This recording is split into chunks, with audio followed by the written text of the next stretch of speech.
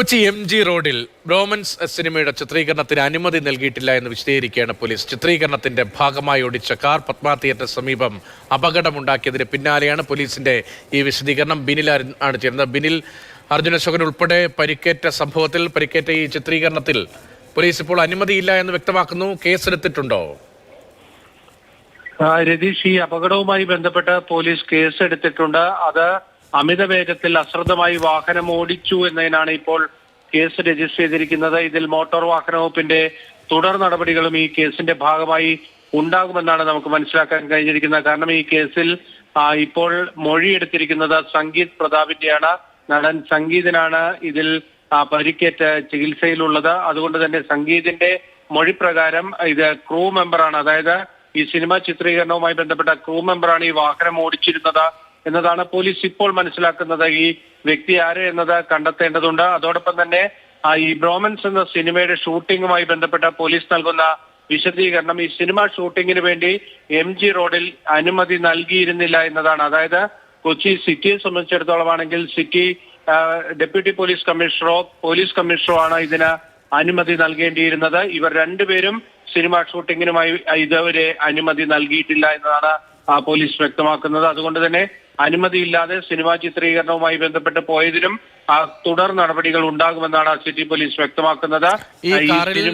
ഈ കാറിൽ ആരെല്ലാം ഉണ്ടായിരുന്നു എന്നാണ് ബിനിൽ മനസ്സിലാക്കേണ്ടത്. അർജുന അശോകന് പരിക്കുണ്ടോ? ഈ സംഗീത് പ്രതാപിന്റെ പരിക്ക് ഏത് തരത്തിലാണ്? സമീപത്ത് വളരെ ശ്രദ്ധിക്കപ്പെട്ട രണ്ട് യുവനടന്മാരാണ്. മറ്റാരെങ്കിലും വാഹനത്തിലുണ്ടായിരുന്നോ? എന്താണ് ഇവരുടെ പരിക്ക്? അക്കാര്യത്തിൽ കൂടുതൽ വിവരങ്ങൾ ഇവരുമായി ബന്ധപ്പെട്ട ആളുകൾ വ്യക്തമാക്കുന്നുണ്ടോ? പോലീസിന് മനസ്സിലാകുന്നുണ്ടോ? രതീഷ്, ഈ വാഹനത്തിൽ 4 പേരുണ്ടായിരുന്നു എന്നാണ് പോലീസ് പറയുന്നത്. അതിൽ പരിക്കേറ്റ ആശുപത്രിയിൽ ചികിത്സയിലുള്ളത് നടൻ സംഗീത് പ്രതാപാണ്. സംഗീത് പ്രതാപിന്റെ മൊഴിയിലാണ് പോലീസ് FIR രേഖപ്പെടുത്തിയിരിക്കുന്നത്. സംഗീത് പ്രതാപിന്റെ നട്ടെല്ലിന്റെ കശേരിക്കൽക്കും നെഞ്ചിൻ കൂടിന്റെ പുറകിലെ വാരിയലിന്റെ ഭാഗത്തും പൊട്ടലുണ്ട് എന്നതാണ് ഈ FIR-ൽ പോലീസ് രേഖപ്പെടുത്തിയിരിക്കുന്നത്. എറണാകുളത്തെ സ്വകാര്യ ആശുപത്രിയിലെത്തി സംഗീത് പ്രതാപിന്റെ മൊഴി രേഖപ്പെടുത്തുകയും ചെയ്തിട്ടുണ്ട്.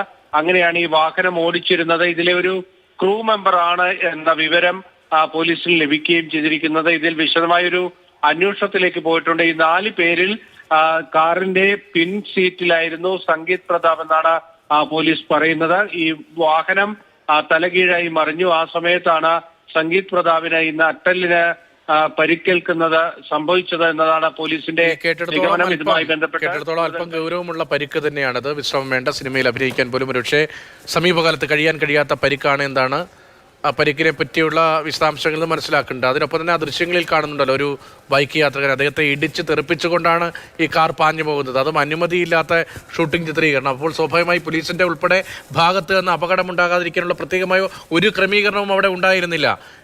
ഈ ബൈക്ക് യാത്രികന്റെ സ്ഥിതി എങ്ങനെയാണ്? അദ്ദേഹം ആരാണ്?